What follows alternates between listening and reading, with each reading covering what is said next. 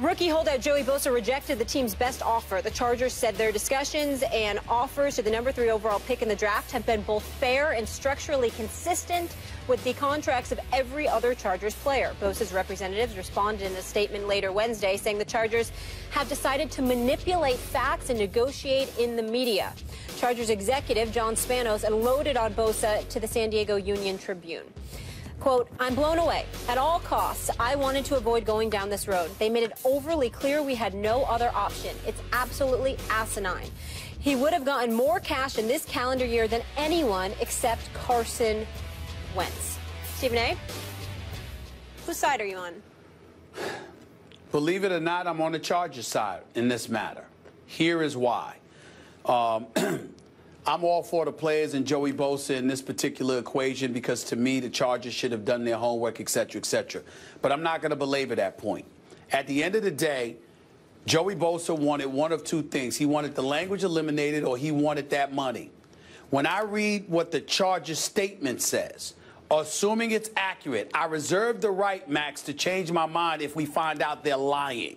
But based on what they said in their statement, if indeed it's true that A, an initial signing bonus payment that is larger than any rookie has received in the past 2 NFL drafts. They didn't say any rookie they drafted. They said any rookie. If that is true, if it is true that they offered Bosa more money in 2016 than every rookie in this year's class except Philadelphia Eagles #2 overall pick, Carson Wentz. If it is true that their offer to Bosa is the largest payment and the highest percentage of a signing bonus received in the first calendar year of any Chargers pick since the adoption of the CBA in 2011, which, by the way, is not that big of a deal because they didn't even have a top 10 pick.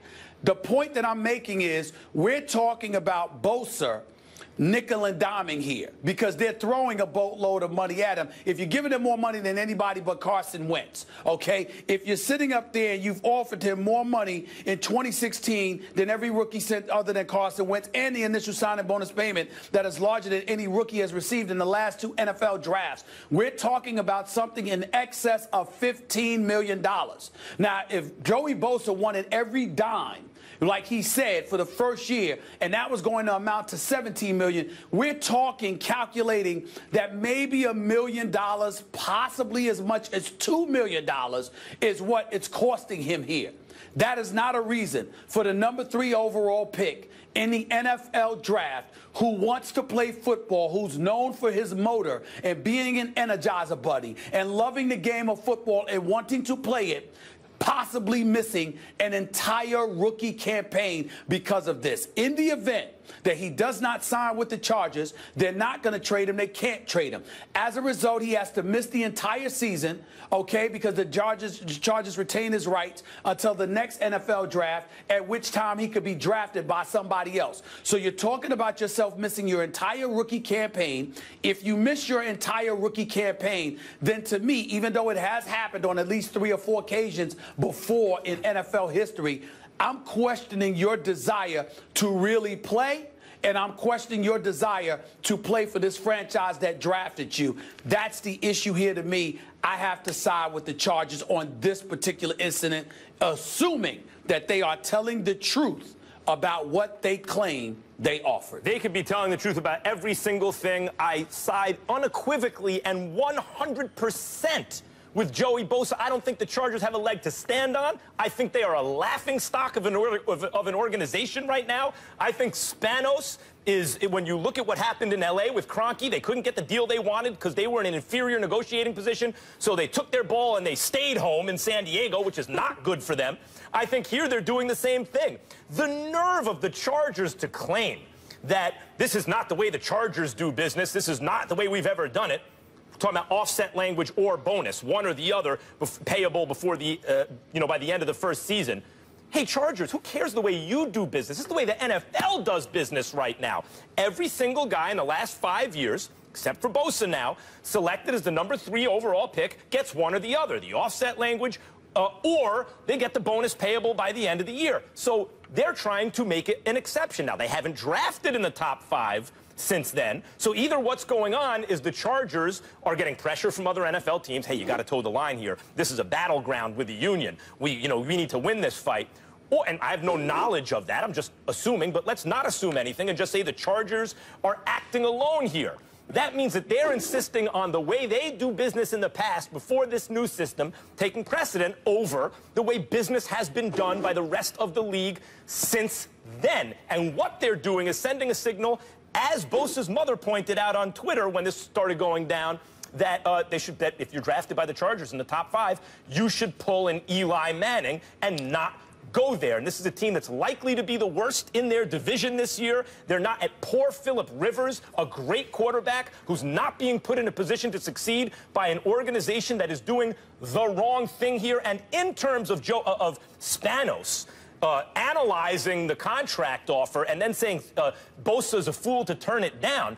Come on, guys. You made an offer. They countered with a counter that's precedent has been set already. You sat on it, did not change your negotiating position, and now come back and said, well, he should have taken it. We think it's in his best interest. That's what a negotiation is. Each side looking for their own best interest. And I will take the word of Joey Bosa and his representatives that the deal was not in his best interest, or maybe not in the union's best interest, versus the Chargers saying it was on the other side's best interest to do what we felt they should do. In terms of the practicality of it all, the fact that Bosa's turning down money for a year in which he's unlikely to get injured. He'll re-enter the draft, go to a better franchise, make a ton of money anyway. But the idea that he shouldn't stand on principle, but the Chargers here are admitting they're standing on principle, to me, doesn't pass muster.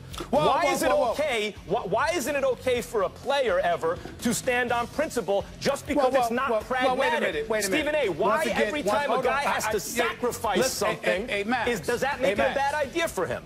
Well, if you give me a chance, instead of asking the same questions 4 different times, I'll answer it for you. The fact of the matter is that nobody is saying that it was wrong for Bosa to stand on principle. We applaud him standing on principle. A matter of fact, let's point out that he comes from, I don't want to say affluent because I don't know his business, but he certainly doesn't come from the poorest background, okay? So because of that, he's in a position that most of these athletes wouldn't be in. So I applaud him for exploiting it to the best of his ability. There's no shame in that. My point is, based on what I read about what Joey Bosa wanted, this doesn't appear to be far off. We know what the Chargers are as an organization. We get that because history is not on their side. But we've also heard players in a Chargers uniform speak out about Bosa, speak out against him. Not that they were right to do so, because you don't get to manage that man's money and his finances. You step away from all of that. But it does resonate with me that they said it nonetheless, because what they're pointing to is the issue of fairness per se. And if you are the Chargers and you're looking around and you're able to say, we've offered him more money than everyone in this draft, with the exception of Carson Wentz. That resonates to me, because Carson Wentz was picked before him. So he shouldn't be getting paid more than Carson Wentz. Just like Carson Wentz shouldn't be getting paid more than Jared Goff, as far as I'm concerned, because the number 1 pick should get more than the number 2 pick. The number 2 pick should get more than the number 3 pick, and so on and so forth. Nobody's knocking Bosa for standing on principle. We get it. But if it's close, Max, it's a negotiation. If it's close to what you wanted, then it comes down to a situation where one must ask the question, how badly do you want to play? I have no problem with him sitting there saying, I'm going on a football field, 1 play could end my career, blah, blah, blah. I get all of that if you're oceans apart. But if you're not, and you're relatively close, and both sides are just playing hardball, to me, when you are a player, it does come down to a point where you must ask, it must be asked, how badly do you want to play? Think the question, I think the question is, how bad do the Chargers want to win? They drafted where they did because they lost a lot. Well, we know the answer to that question. Well, I mean, we know the answer to that question. Well, obviously, not very much. It never seems like it's much. It's never seemed like it's much. They are more interested in the Chargers are more interested in standing on principle, whether it's to win a battle with the players' union. This is NFL pressure, or it's their own franchise wanting to toe some imaginary line based on who knows what, their own set of guidelines for how they negotiate contracts. That's contrary to the way the rest of the NFL does it. Either way, they're not serious about winning. I have a question. Yeah. So, Max, at the end of the day, is your problem with these negotiations the particulars and the specificities of it all? Or is it the fact that it involves the Chargers? In other words, if these were the Giants and the same offer was on the table, would you have a problem with the Giants? Well, yes, I would. And I would want them to sign their draft pick. But you do get more equity when you've won Super Bowls recently than teams that haven't. But beyond that, besides that, I mean, I'm a Giants fan. It's hard. I'm biased. I root for the organization. I'm saying yes, it's close. If it's close. I would be angry at the Giants. Yes, I would be angry at the Giants. Why? Why? Because they have a number 3 pick and they refuse to sign him over nothing. Guys, we have to go to break. We can pick up the conversation later. Herm Edwards is going to join us. We'll revisit this subject. We can get back into it and pick up right where we left off. I'm sorry to have to cut you off.